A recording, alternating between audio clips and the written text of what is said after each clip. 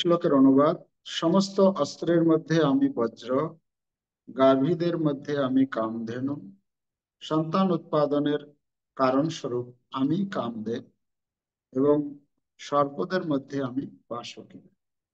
তাৎপর্য: বাস্তবে কি অসীম শক্তিশালী অস্ত্র বজ্র শ্রীকৃষ্ণের শক্তির প্রতিনিধিত্ব করে।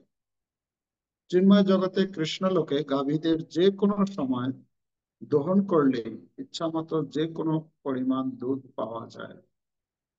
জড়জগতে অবশ্য এই ধরনের গাভী দেখা যায় না, কিন্তু কৃষ্ণলোকে তাদের উপস্থিতির বর্ণনা পাওয়া যায়। শ্রীকৃষ্ণের এই প্রকার বহু গাভী রয়েছে এবং তাদের বলা হয় সুরভী। বর্ণিত আছে যে সুরভী গোচারণে ভগবান স্বয়ং নিয়োজিত থাকেন। কন্দর্প হচ্ছেন কামদেব, যার প্রভাবে সুসন্তান উৎপন্ন হয়, তাই কন্দর্প শ্রীকৃষ্ণের প্রতিনিধি। ইন্দ্রিয় তৃপ্তির জন্য যে কাম, তা কখনোই শ্রীকৃষ্ণের প্রতিনিধিত্ব করে না, কিন্তু সুসন্তান উৎপাদনের জন্য কামকে বলা হয় কন্দর্প, এবং তিনি শ্রীকৃষ্ণের প্রতিনিধিত্ব করেন।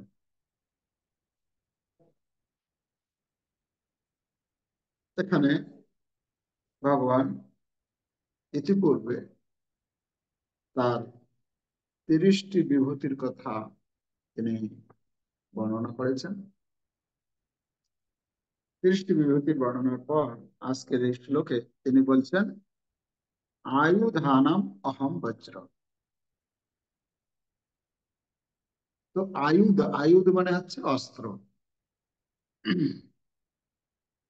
তো অস্ত্র, অস্ত্রের মধ্যে ভগবান বলছেন আমি হচ্ছে আয়ুধ। আয়ুধানাম অহম বজ্র,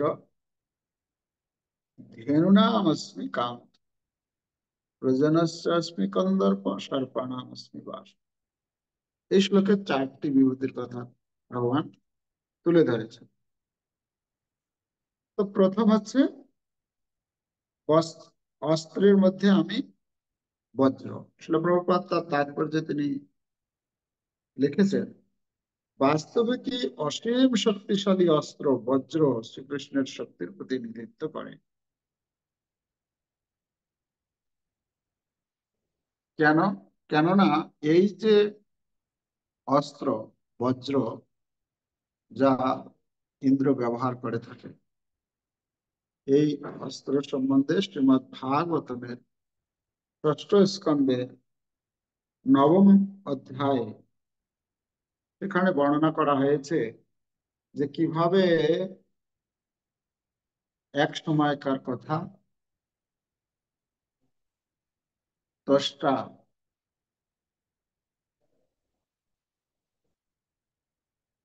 তার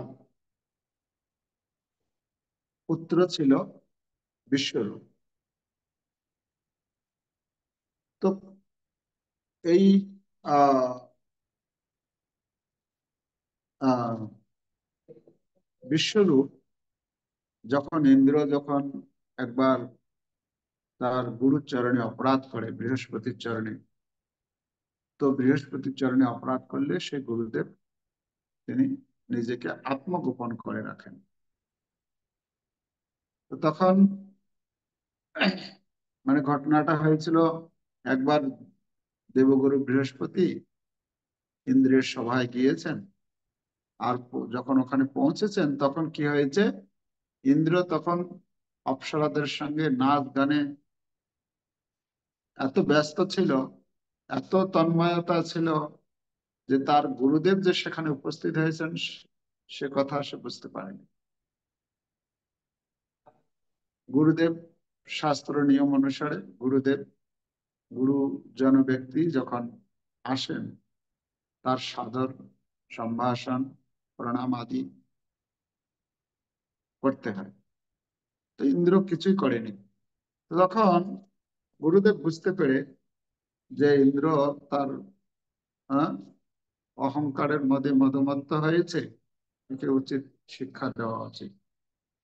তো তখন বৃহস্পতি সেখান থেকে অন্তর্ধান হয়ে যান। পরবর্তীতে যখন ভুল বুঝতে পারে, যে গুরুদেব এসেছিলেন, গুরুদেবকে আমি যথাযথ সম্মান করিনি, তখন গুরুদেবকে খুঁজতে শুরু করেন। কোথাও আর খুঁজে পায় না, কিন্তু গুরুদেব ছাড়া জীবন কিভাবে চলবে?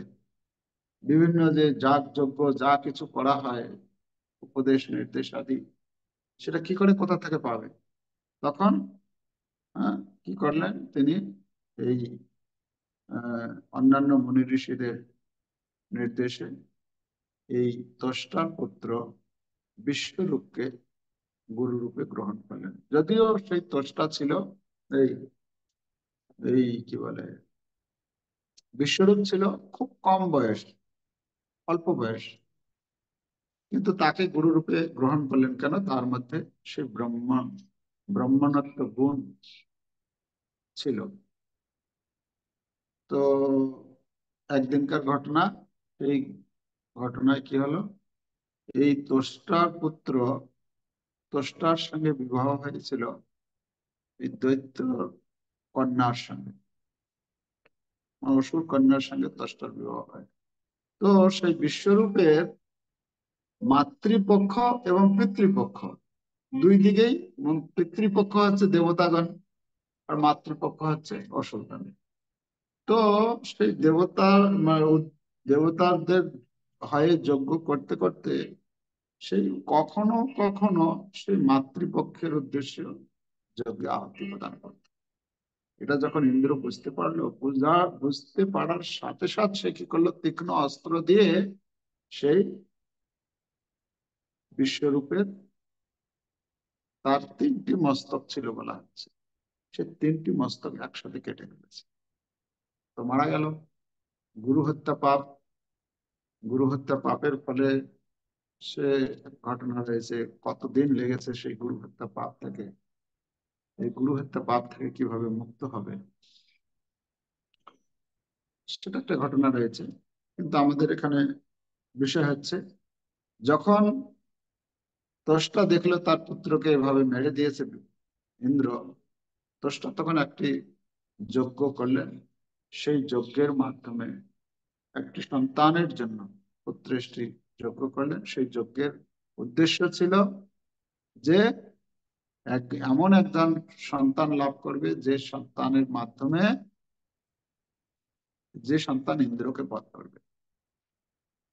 কিন্তু বৈদিক মন্ত্রের উচ্চারণের যে বিধি, সেই ত্বষ্টা যখন মন্ত্র উচ্চারণ করছিল, মন্ত্র উচ্চারণ করতে গিয়ে কোথাও মানে আহ রহস্যের জায়গায় দীর্ঘ উচ্চারণ হয়ে গেছে। তো যার ফলে কি হয়েছে, ইন্দ্র সত্র, মানে এই শব্দ উচ্চারণের পার্থক্যের দ্বারা কি হলো, এই এই বৃত্রাসুরের জন্ম হলো।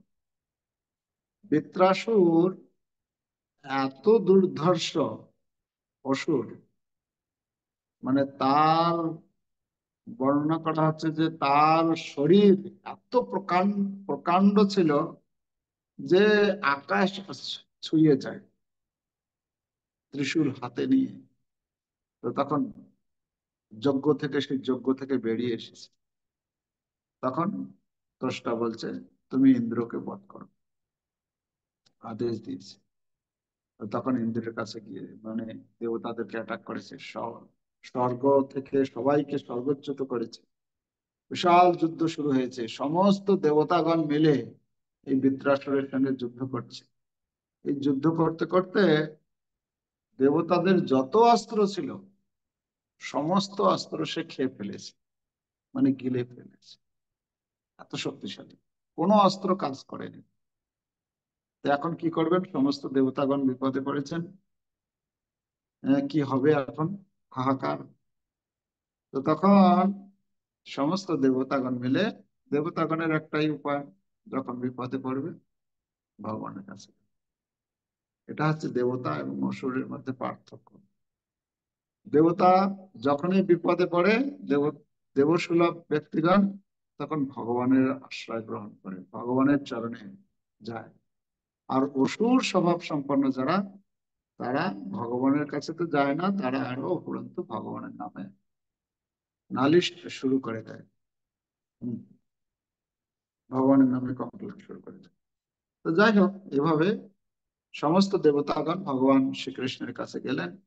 শ্রীকৃষ্ণের কাছে গিয়ে প্রার্থনা শুরু করলেন, আপনি আমাদের, হে প্রভু, আপনি আমাদেরকে রক্ষা করুন, আমরা এই পরিস্থিতিতে পড়েছি, সমস্ত দেবতাগণ পরাস্ত হয়ে গেছে, এখন কি হবে, এই সৃষ্টি কার্য কিভাবে পরিচালিত হবে?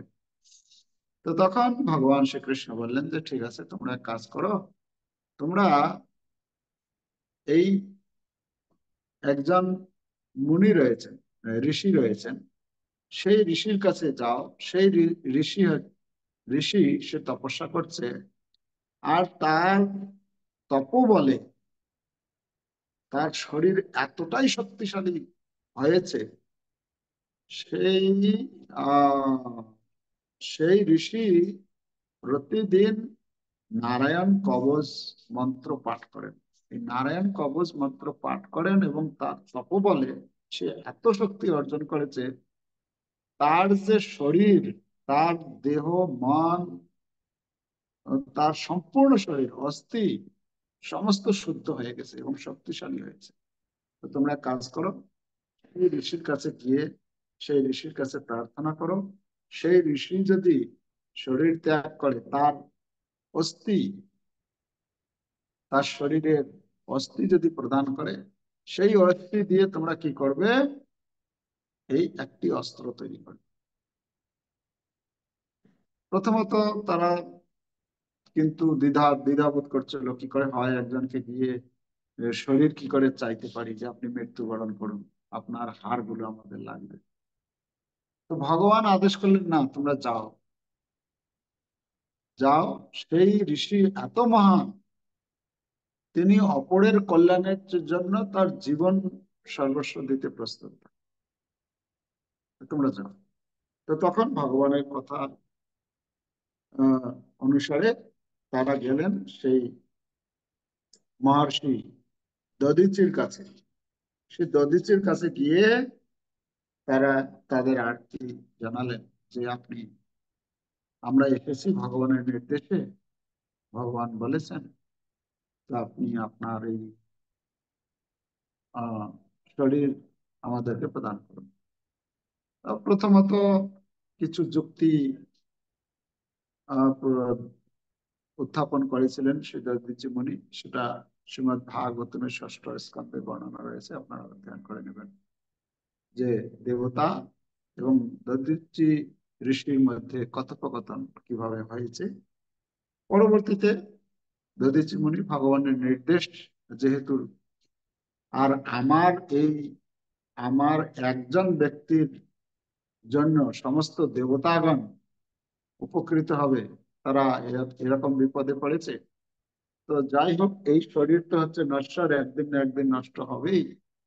তো যদি এই শরীরটা যদি মহৎ উদ্দেশ্যে যদি ব্যবহার হয়, তো সেটা আমার জন্য সৌভাগ্যের কথা। তো তাই তিনি কি করলেন, সেটা স্বীকার করেন, তিনি তার যোগ বলে সেই শরীরকে ত্যাগ করলেন। আর সেই দধিচি মুনির অস্থি, হাড়, তার শরীরের হাড় দিয়ে এই অস্ত্র তৈরি করা হলো, যার নাম হচ্ছে বজ্র। তো এই বজ্র নিয়ে তারা এসে তখন এই বৃত্রাসুরের সঙ্গে যুদ্ধ করতে শুরু করলো। বৃত্রাসুর এত দুর্ধর্ষ যোদ্ধা ছিলেন যে এক সময় বর্ণনা করা হচ্ছে, যুদ্ধ করতে করতে এক সময় তার গদা দিয়ে বৃত্রাসুর এমন আঘাত করেছে ইন্দ্রকে, সে ইন্দ্র যে ঐরাবতের উপরে বসেছিল, ঐরাবত সহ ইন্দ্র কত দূরে গিয়ে সে পড়ে গেছে, মানে ঘুরতে ঘুরতে ঘুরতে ঘুরতে গিয়ে পড়ে গেছে। ইন্দ্র তখন পড়ে যাওয়ার পর তার যুদ্ধের উৎসাহ পুরো সম্পূর্ণরূপে নষ্ট হয়ে গেছে। কিন্তু বৃত্রাসুর জানতো,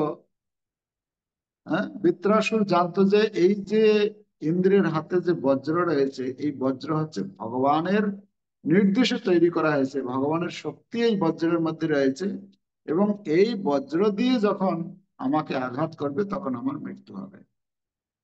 যখন আমার মৃত্যু হবে এই শরীর ত্যাগ করে আমি ভগবানের কাছে ফিরে যাব।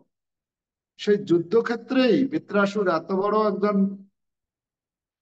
ভক্ত ছিলেন অসুর শরীরে, সেখানেই ভগবানের স্তব স্তুতি করতে শুরু করেছেন যে ভগবান কত মহান, অহং হরের তব পাদৈক মূলম দাসানুদাস ভবিতাস্মি ভূয়। হ্যাঁ, সুন্দর তিনি স্তুতি করেছেন ভাগবতে।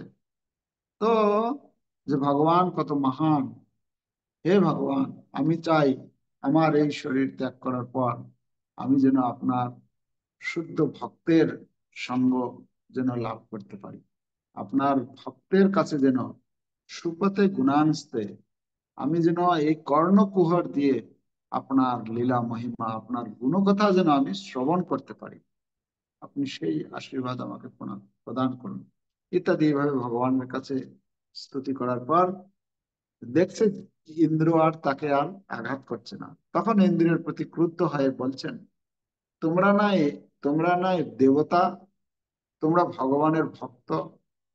আরে, ভগবান যেখানে বলেছেন যে এই বজ্র দিয়ে আমাকে বধ করতে পারবে, তো তোমার এতটুকু বিশ্বাস নেই ভগবানের কথায়? মানে অনেক তিরস্কার করেছেন। তুমি কি আহ দেবপুত্র না মূত্র ইত্যাদি খুব মানে কঠোর শব্দ প্রয়োগের মাধ্যমে ইন্দ্রকে যুদ্ধ করার জন্য উৎসাহ প্রদান করছে। কিন্তু ইন্দ্র এতটাই হতাশ হয়ে গেছে যে আর যুদ্ধ করতে চাইছে না। তখন ইন্দ্রকে বিভিন্ন ভাবে কথার মাধ্যমে, হ্যাঁ, তাকে যুদ্ধে মানে তাকে আঘাত করার মাধ্যমে বিভিন্ন ভাবে থেকে এই যুদ্ধে উত্তেজিত করার জন্য, মানে যুদ্ধে উৎসাহ প্রদান করার জন্য শব্দ প্রয়োগ করার মাধ্যমে চেষ্টা করছিলেন। কিন্তু তারপরেও ইন্দ্র যখন উঠছে না তখন একটা অস্ত্র প্রয়োগ করেছে। তখন সেই অস্ত্রের আঘাত পেয়ে তখন ইন্দ্র উঠেছে। উঠে তখন কি করেছে, এই বজ্র নিয়ে আঘাত আঘাত শুরু করেছে বৃত্রাসুর। তো সেখানে বর্ণনা করা হয়েছে যে বজ্র দিয়ে প্রথম কি করেছে, এই একটা হাত, বৃত্রাসুরের একটা হাত কেটে দিয়েছে। আর দ্বিতীয় হাত দিয়েই যুদ্ধ করতে শুরু করেছে। আর তখন পরের আর একটা হাতও কেটে দিয়েছে। তখন আর একটা হাত কেটে দিয়েছে, তখন কি করেছে উম বৃত্রাসুর ওই ইন্দ্র ঐরাবত সহ ইন্দ্রকে কি করেছে, পুরো মুখের মধ্যে খেয়ে, মানে যেহেতু হাত নেই মুখ দিয়ে পুরো মুখের ভেতর ঢুকে নিয়েছে, একদম পেটে করে নিয়েছে। তো করার পরে তারপরে কি হলো, ইন্দ্র সে পেটের ভেতরে ঢুকে গেল, ওই বজ্র হাতে ছিল ওই অবস্থায়। তো তখন বর্ণনা করা হচ্ছে যে সেমত অবস্থায় এই এই বৃত্রাসুর তার শরীর ত্যাগ করে দিয়েছেন। আর তখন ওই ইন্দ্র কি করেছে, তার পেটের ভেতরে যেহেতু ভগবানের শক্তি তার মধ্যে কাজ করছিল, ভগবানের আশীর্বাদ, তখন ইন্দ্র সেই বজ্র দিয়ে তার পেট কাটতে শুরু করেছে। কাটে কেটে কেটে কেটে কেটে কেটে কতদিন যাবত সময় লেগেছে, সেখান থেকে কেটে ঐরাবত সহ আবার বাইরে বেরিয়ে এসছে। বেরিয়ে আসার পরে তার গলা কাটতে শুরু করেছে। আর ততক্ষণে বলা আছে যে তার মৃত্যু হয়ে গেছে, মানে সে তার শরীর ত্যাগ করে দিয়েছে। আর সেই অবস্থায় ইন্দ্র কি করলো, সেই গলা কাটতে শুরু করলো।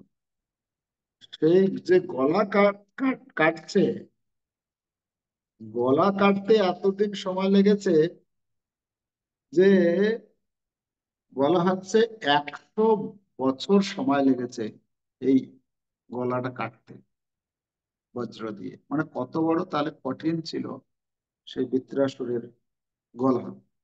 তো এইভাবে যখন গলা কাটলো তখন পড়ে গেল। আর এভাবে এই যে বৃত্রাসুর ঘোষণা হলো যে বৃত্রাসুর মারা গেছে। তো এই হচ্ছে বজ্র। বজ্র হচ্ছে কত অমোঘ, মানে বজ্রের এত শক্তি, এত শক্তি, ভগবানের নির্দেশে মহান মুনি দধিচি ঋষির সেই অস্থি থেকে তৈরি। ভগবানের শক্তি তার মধ্যে রয়েছে। এই জন্য এখানে বলেছেন ভগবান যে যত সমস্ত অস্ত্র রয়েছে, সমস্ত অস্ত্রের মধ্যে আমি হচ্ছি বজ্র। আয়ুধানাম অহং বজ্র। আয়ুধদের মধ্যে আমি হচ্ছি বজ্র। এভাবে বজ্রের কথা বলছেন। দ্বিতীয় শব্দ দিয়েছেন ধেনুনামস্মি কামধু। প্রপাত বলছেন যে চিন্ময় জগতে কৃষ্ণ লোকে গাভীদের যে কোনো সময় দহন করলে ইচ্ছা মতো যে কোনো পরিমাণ দুধ পাওয়া যায়। জড় জগতে অবশ্য এই ধরনের গাভী দেখা যায় না, কিন্তু কৃষ্ণ লোকে তাদের উপস্থিতির বর্ণনা পাওয়া যায়। শ্রীকৃষ্ণের এই প্রকার বহু গাভী রয়েছে এবং তাদের বলা হয় সুরভি। বর্ণিত আছে যে সুরভি গোচারণে ভগবান স্বয়ং নিয়োজিত থাকেন। সুরভি গাই, হ্যাঁ, বেণুম কনন্তম অরবিন্দ দলায় তক্ষম বরহাবতম সমসিতাম বুধ সুন্দরাম কন্দর্প কোটি কমনীয় বিশেষ চিন্तामणि प्रकर्षत मशुकल्प वृक्ष लक्षावृतेषु सुरभि অভিপালয়ন্তম। ভগবান কি করেন? এই সুরভি গাইদেরকে পালন করেন গোলক বৃন্দাবনে। তো এই এখানে যে ধেনুনামস্মি কামধুক শব্দটি রয়েছে, এই ধেনুনামস্মি কামধুক মানে কামধেনু। কামধেনু ও সুরভি একই নাম। কামধেনু মানে কামনা করা, যা কামনা করা হবে সবকিছু পাওয়া পাওয়া যায়, সেই সাপ্লাই দেয়। প্রপাত বলছেন যত পরিমাণ দুধ যখন খুশি। আমাদের এখানকার গাই কি যদি সারাদিনে একবার একবার বা দুইবার দহন করা যেতে পারে, তারপরে আর দুধ পাওয়া যাবে না। যদি মাঝখানে গিয়ে যদি বলা যায় দিনের দুপুরবেলা যদি গিয়ে বলা যায় যে আপনি দুধ দিন, তাহলে সেই গাই থেকে দুধ পাওয়া যাবে না, হয়তো সকালে দিবে বা সন্ধ্যায় দিবে। কিন্তু প্রপাত বলছেন সেই কামধেনু এরকম যখন খুশি যত পরিমাণ খুশি সে দুধ প্রদান করেন। তো এখানে এই কামধেনু সম্বন্ধে বর্ণনা আমরা পাই। ব্রহ্মবৈবর্ত পুরাণে বর্ণনা রয়েছে যে একবার ভগবান শ্রীকৃষ্ণ এই তার যে গাভী রয়েছে সুরভি গাভী, তার মধ্যে একটি গাভী, এই যেখানে যার কথা এখানে বলা হচ্ছে কামধেনু, এই কামধেনুকে কি করেছেন? ব্রহ্মাজিকে দিয়েছেন। ব্রহ্মাজি ভগবান শ্রীকৃষ্ণের প্রিয়, অনেক ভগবানের কার্য আহ করেন তিনি। তো ব্রহ্মাজিকে দিয়েছেন। ব্রহ্মাজি কি করেছেন? ব্রহ্মাজি তার পুত্র ভৃগুমুনিকে দিয়েছেন। আর ভৃগুমুনি পরবর্তীতে একসময় এই গাভীটি যমদগ্নিকে দিয়েছেন। তো যমদগ্নির কাছে এই গাভীটি ছিল। এক সময়কার ঘটনা, এই কার্তবীর্যার্জুন নামে একজন রাজা ছিলেন, বিশাল পরাক্রমী রাজা। এই কার্তবীর্যার্জুন কি করেছেন? তিনি ঘুরতে ঘুরতে ঘুরতে ঘুরতে গিয়েছেন এই মনির আশ্রমে, যমদগ্নি মনির আশ্রমে গিয়েছেন। তো যখন যমদগ্নি মনির আশ্রমে গিয়েছেন, তখন যমদগ্নি মনি দেখছেন যে আমাদের রাজা মহারাজ এসেছেন আমার কুঠিরে, তো তার ভালোভাবে আদর আপ্যায়ন করা উচিত। তো তাকে সুন্দরভাবে রাজা এবং রাজমন্ত্রী এবং সেনাপতি আর যারা ছিলেন সকলকে সেই যমদগ্নি কি করেছেন? আদর আপ্যায়ন করেছেন। যেহেতু তিনি ছিলেন, তার কাছে তো ঐশ্বর্য ছিল না, তার একমাত্র সম্পদ ছিল কি? এই কামধেনু। এই কামধেনু মাধ্যমে, কামধেনু এরকম যে যা যা কিছু তার কাছ থেকে চাইতেন জমদগ্নি, তাই সেই কামধেনু প্রদান করতেন।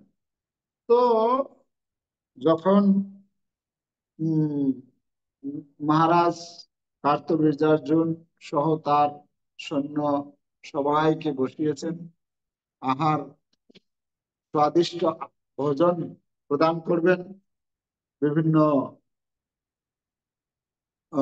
পাত্র, ভোজনের পাত্র, সোনা রূপা ইত্যাদি পাত্র এসেছে, আর সবাইকে দেয়া হয়েছে।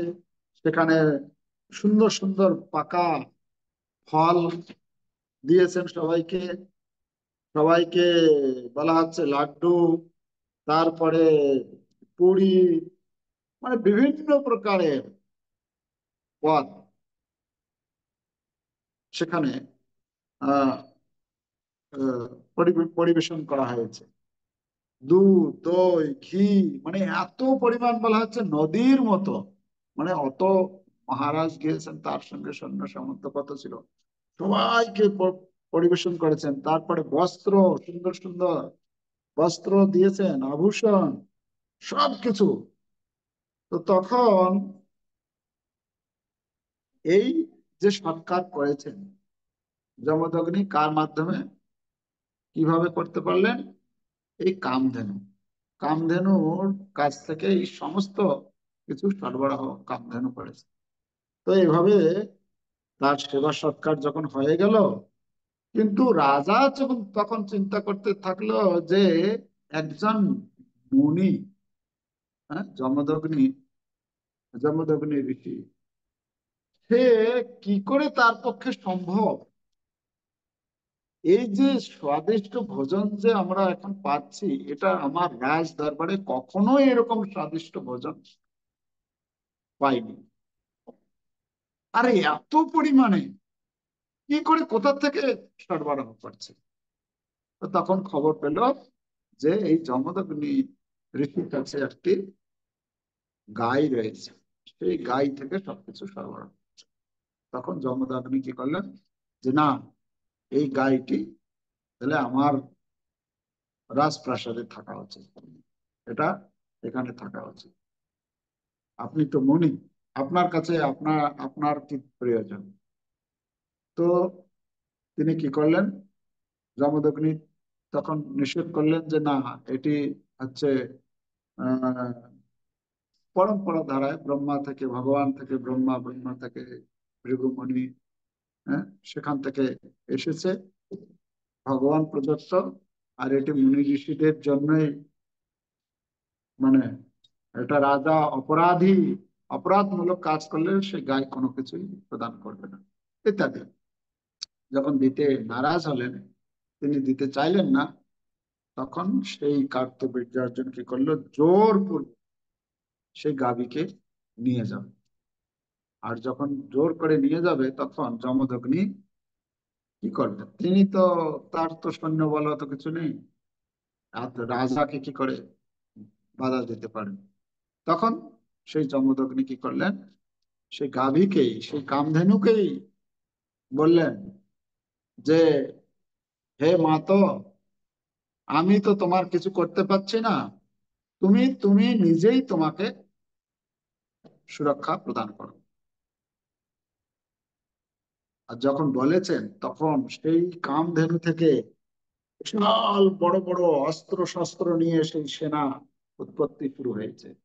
আর সেই সমস্ত সেনা বেরিয়ে এসে রাজার সমস্ত সেনাদেরকে পরাস্ত করেছে। পরাস্ত করে সেখান থেকে তারা চলে গেছে। তো এখানে এখানে যে সেই কামধেনুর কথা বলা হচ্ছে, যে ধেনু নাম অস্মি কাম, কামধেনুর এত শক্তি রয়েছে, যেহেতু এটি হচ্ছে ভগবত প্রদত্ত, ভগবানের শক্তি তার মধ্যে রয়েছে। ভগবান এই জন্য বলছেন, আমি গাভীদের মধ্যে হচ্ছি কাম ধেনু। ঠিক আছে, কামধেনু হচ্ছেন ভগবানের একটি বিভূতি। পরবর্তী শব্দ দিয়েছেন প্রজনশ্চাস্মি কন্দর্প, প্রজনশ্চ অস্মি কন্দর্প, কন্দর্প মানে কাম। কোন কাম? কামদেব বলা হচ্ছে। ভগবান বলছেন আমি হচ্ছি কামদেব। এই কামদেবের দ্বারা সমগ্র জগৎ প্রভাবিত। এই কাম শক্তি এমনই, প্রত্যেকটি জীব বলা হচ্ছে একদম সর্বোচ্চ লোক থেকে সর্বনিম্ন লোকের যত জীব রয়েছে প্রত্যেকেই এই কামের দ্বারা প্রভাবিত। ভগবান এখানে বলছেন প্রজনশ্চস্মি কন্দর্প, মানে কাম তো আছে কিন্তু কোন কামটি ভগবান? তার মানে কাম, কাম কাম মানে ভগবান, তাহলে তো যে কেউ বলবে হ্যাঁ, তাহলে তো কোনো অসুবিধা নেই। কিন্তু এখানে বলছেন কি প্রজনশ্চস্মি কন্দর্প, মানে সন্তান উৎপাদনের জন্য যে কাম, ভগবান বলছেন সেটা হচ্ছে আমি। সপ্তম অধ্যায়ের 11 নম্বর শ্লোকে সেখানে ভগবান বলছেন যে ধর্ম অবিরুদ্ধ ভূতেষু কামস্মি ভরতর্ষভ। হে ভরত ঋষভ, অর্জুন, যে কাম ধর্ম অবিরুদ্ধ, ধর্মের বিরোধ নয়, ধর্মের অনুকূল, সেই কাম হচ্ছে আমি। এখানে বলছেন, এখানে বলছেন প্রজনস্য অস্মি, প্রজন মানে সন্তান উৎপাদনের জন্য যে কাম, সেই কাম হচ্ছে আমি। শ্রীল প্রভুপাদ বলছেন যে সুসন্তান উৎপাদনের জন্য কামকে বলা হয় কন্দর্প, এবং তিনি শ্রীকৃষ্ণের প্রতিনিধিত্ব করেন। কিন্তু ইন্দ্র তৃপ্তির জন্য যে কাম, তা কখনোই শ্রীকৃষ্ণের প্রতিনিধিত্ব করে না। শুধু ইন্দ্রিয় তৃপ্তির, ইন্দ্রিয় তৃপ্তির জন্য যে কাম সুখ উপভোগ করা হয়, ভগবান প্রভুপাদ বলছেন যে সেই কাম ভগবান নন। ভগবান বলছেন সেই কাম হচ্ছে আমি, যে কাম শুধুমাত্র সুসন্তান উৎপাদনের জন্য কাম সুখ উপভোগ করে, সেটা হচ্ছে আমি। তো সেটা এখানে বলছেন আহ প্রজনস্য অস্মি কন্দর্প।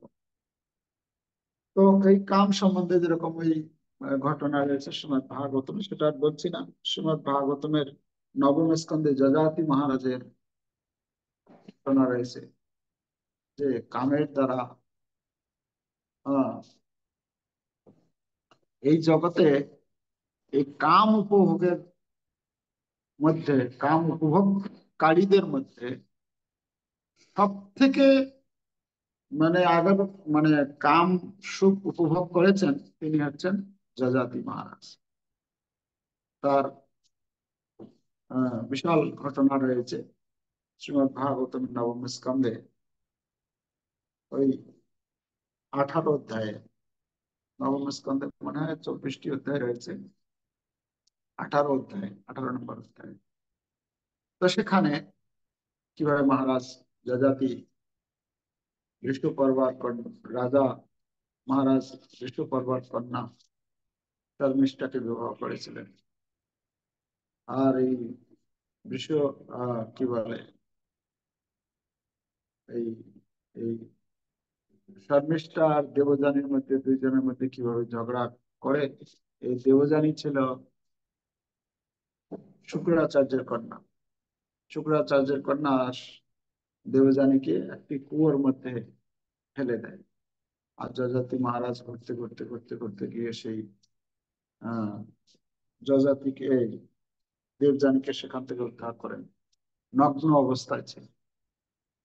তো যাই হোক, ঘটনা রয়েছে কিভাবে তার দ্বারা তাকে যখন উদ্ধার করলো, উদ্ধার করার পরে সেই যে যে,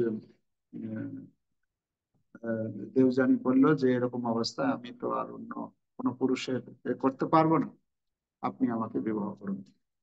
তো তখন সেই বিধি মতে বিবাহ করলেন। যদিও তিনি ছিলেন ব্রাহ্মণ কন্যা, ক্ষত্রিয় রাজা রূপে এটি উচিত না, কিন্তু পরবর্তীতে তিনি বললেন যে না, এটি আমার অভিশাপ ছিল। শুক্রাচার্যের পুত্র কচ কচ অভিশাপ দিয়েছিল যে তোমার কোনো ব্রাহ্মণের সঙ্গে বিবাহ হবে না। তো তাই তার অভিশাপ যে আমি আমার ব্রাহ্মণের সঙ্গে বিবাহ হবে না। যযাতি মহারাজ এত পবিত্র ছিলেন, তিনিও বুঝতে পেরেছিলেন। যযাতি মহারাজ বলছেন যে আমারও তোমার প্রতি আকর্ষণ হচ্ছে। আমার জীবনে, মানে এত পবিত্র জীবন আমার, আমি কখনো কোনো পর স্ত্রীর প্রতি মন আমার মানে কখনো যায়নি বা কখনো চিন্তা আসে না, কিন্তু তোমাকে দেখে আকর্ষণ হচ্ছে। এর কারণ কি তুমি বলো। তখন এই ঘটনা বলেন যে এরকম আমার অভিশপ্ত আমি আছি, যে কোনো হ্যাঁ, তিনি বলছিলেন যে তুমি ব্রাহ্মণ কন্যা, ব্রাহ্মণ কন্যার প্রতি তো এমনিতে কোনো স্ত্রীর প্রতি আমার এরকম আকর্ষণ হয় না, বা মন মনের মধ্যে চিন্তা আসে না, কিন্তু ব্রাহ্মণ কন্যা হয়ে তোমার প্রতি কেন কিভাবে আমার এরকম এরকম আকর্ষণ হচ্ছে, এর রহস্য কিছু আছে। তখন বললেন যে হ্যাঁ, রহস্য হচ্ছে এটা, আমার এই অভিশাপ আছে। তখন তাকে তার স্ত্রী রূপে গ্রহণ করলেন। এবং তো সেই ঘটনা, এই যযাতি মহারাজ এতদিন কাম উপভোগ করেছেন, বর্ণনা করা হচ্ছে তার শরীর, তিনি যখন অভিশপ্ত হলেন, অভিশপ্ত হলে তার পুত্রের শরীরকে নিয়ে তিনি এই কাম সুখ উপভোগ করেছেন। তারপর তিনি সিদ্ধান্ত দিয়েছেন এই যে কাম এমনই একটা জিনিস, এটা কখনোই কখনোই একে প্রশমিত করা যায় না। উদাহরণ দিয়েছেন, আগুনে ঘি ঢেলে যেরকম আগুনকে কখনো নেভানো যায় না, তেমনি কাম উপভোগের দ্বারা কখনো কাম আহ কাম থেকে কেউ বিরত হতে পারে না বা মুক্ত হতে পারে না। আহ, তো তিনি তার জীবনের উপলব্ধি ব্যক্ত করেছেন। তো যাই হোক, তো এখানে ভগবান বলছেন আমি হচ্ছে সেই কাম, যে কাম হচ্ছে সুসন্তান উৎপাদনের জন্য সে কাম সুখ উপভোগ করে, সেটি হচ্ছে আমি। আর অন্তিম শব্দ দিয়েছেন সর্পাণাম অস্মি বাসকি। বাসকি, বাসকি সম্বন্ধে আমরা গতকাল আলোচনা করেছিলাম। বাসুকি, বাসুকিকে দিয়ে এই আহ সমুদ্র মন্থন করা হয়েছিল। এই বাসুকি হচ্ছে কে? এই বাসুকি হচ্ছে, মহাভারতে বর্ণনা করা হয়েছে এই বাসুকি সম্বন্ধে, যে কশ্যপ মুনির অনেকজন স্ত্রী ছিল, তার মধ্যে একজন স্ত্রীর নাম ছিল কদ্রু। কদ্রু বিনতা, বিনতা হচ্ছে, বিনতার সন্তানেরা হচ্ছেন পক্ষী, পাখি, আর কদ্রুর সন্তানেরা হচ্ছেন সর্প। তো এই কদ্রুর যে অনেক সন্তান ছিল, তার মধ্যে বলা হচ্ছে প্রথম সন্তান ছিল হচ্ছে শেষ নাগ। শেষ নাগ হচ্ছে তার প্রথম সন্তান। তো সে শেষ নাগ কি করলো, তার জন্ম হওয়ার পরে সেই সর্পকুল সবাইকে ছেড়ে দিয়ে তিনি ভগবান শ্রীকৃষ্ণের চরণে গেলেন, ভগবান শ্রীকৃষ্ণের আরাধনায় মগ্ন হলেন। আর তার ছোট, তার পরের ভাই হচ্ছে বাসুকি। এই বাসুকি, তারা এরকম অনেকজন আছেন, যেরকম তার মধ্যে বিশেষ বিশেষ নাম রয়েছে। বাসুকি, ঐরাবত, তক্ষ, কর্কটক, ধনঞ্জয়, কালীয়, মণিনাথ ইত্যাদি অনেক এরকম নাম রয়েছে।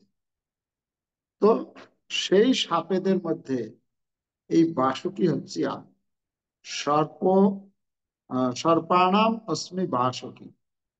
আচ্ছা, বাসুকি, বাসুকি হচ্ছে কি, নাগ আর সর্পের মধ্যে পার্থক্য কি?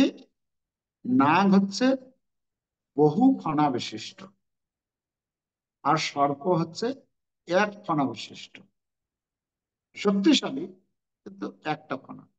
তো সেই রকমই হচ্ছে বাসুকি, হচ্ছে এক ফণা বিশিষ্ট সেই সর্প, যে হচ্ছে এত মহান, হ্যাঁ, যাকে দিয়ে এই সমুদ্র মন্থন কার্য সম্পাদন করা হয়েছিল। সেই সেই উম, সেই বাসুকি হচ্ছে ভগবানের প্রতিনিধি। হুম, কখনো কখনো বলা হয়ে থাকে যে এই যে আমাদের যে বই, যে বাইন্ডিং করা হয়, বইয়ের বাইন্ডিং এর ভেতরে যে পাতাগুলোকে কে ধরে রাখে? সুতো ধরে রাখে না? এই যে সুতো যে ধরে রাখে, এই ধাগাটা মানে কি বলে, সুতোটা হচ্ছে বাসুকি, বাসুকির বিস্তার। মানে ভগবানের এই এই পাতাগুলোকে, প্রত্যেকটি পাতাকে এরকম ভাবে ধারণ করে রাখে, এরকম বলা হয়। শাস্ত্রে এখন পাইনি কোথাও সেরকম, মানে এটা এরকম বলা হয়।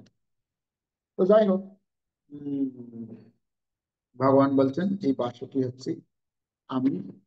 আমরা মহাভারতে কি বলে, হ্যাঁ, মহাভারতে অর্জুন যখন গিয়েছিলেন এই নাগ লোকে, তো অর্জুনের একজনের সঙ্গে বিবাহ হয়েছিল, যার নাম ছিল উডুপি। এই উডুপি কে বলা হচ্ছে এই বাসুকির বোন হচ্ছে উডুপি, যার সঙ্গে অর্জুনের বিবাহ হয়েছিল, আর তার সন্তান হয়েছিল, তার নাম ছিল ইরাবন। ইরাবন নামক সন্তান লাভ করেছিলেন অর্জুন তার মাধ্যমে। তো এভাবে বাসুকি খুব ধন্য হয়েছিলেন যে আমার ভগ্নিপতি, মানে কি, গহনাই, মানে ভগ্নিপতি অর্জুনকে পেয়েছিল, সে খুশি হয়েছিল। তো যাই হোক, এভাবে আজকের শ্লোকে আমরা এই চারটি পেলাম। আয়ুধানাম অহম বজ্রম, ধেনুনাম অস্মি কামধু, প্রজনশ্চাস্মি কন্দর্প, সর্পানাম অস্মি বাস।